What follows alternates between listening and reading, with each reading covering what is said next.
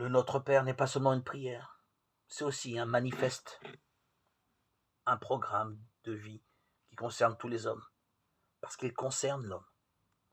Pour le judaïsme, ce monde appelé en hébreu Olam Hazé, ce monde-ci, a un commencement et une fin. Il est l'antichambre d'un autre monde, Olam Abba, le monde futur, ou littéralement le monde qui vient, monde dont parlent les prophètes et le Christ. Dans ce monde-ci, l'homme, chacun d'entre nous, est en gestation de son être ultime, ressemblant en cela à une femme enceinte. Et de même qu'on ne saurait juger l'enfant à naître à son état embryonnaire d'après une échographie, de même nous ne pouvons commettre l'erreur de croire que la manière dont nous existons est notre être définitif, alors que nous sommes en cours d'enfantement de notre être ultime. Nous avons à devenir des hommes faits à l'image et à la ressemblance de Dieu, autrement dit des hommes divinisés. Dieu s'est humanisé dans l'homme en le créant à sa ressemblance, pour que l'homme se divinise en incarnant dans sa chair cette ressemblance. Lorsque Dieu révèle son nom à Moïse au buisson ardent, il lui dit « Je suis qui je suis, et je serai avec toi ». Ce nom divin, l'homme le porte en ses entrailles.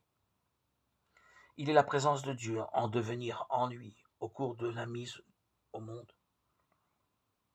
Le Notre Père n'est donc pas uniquement la prière d'un croyant qui appartiendrait à une religion donnée.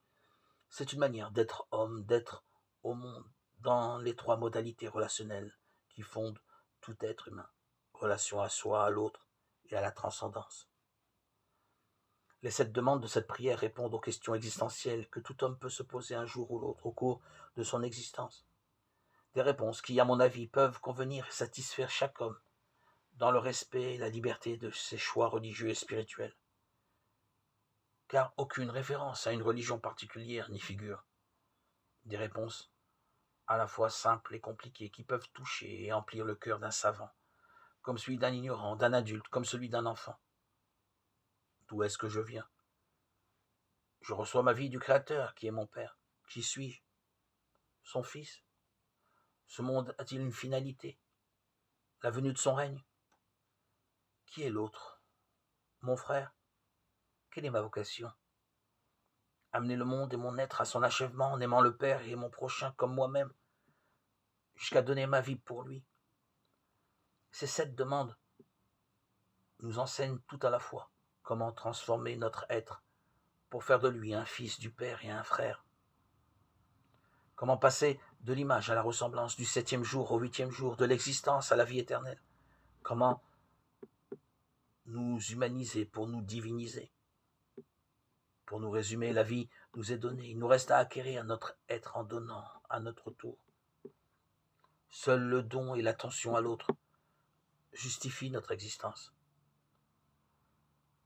Chaque fois que je me donne, je justifie la création de mon être, de cette vie que je reçois gratuitement.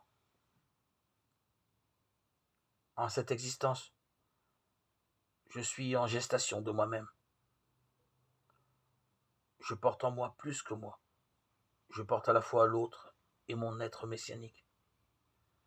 C'est cette réalité oubliée que le Christ est venu rappeler à chacun de nous. Il nous montre le chemin, la croix, c'est-à-dire le don de sa vie pour le prochain quel qu'il soit.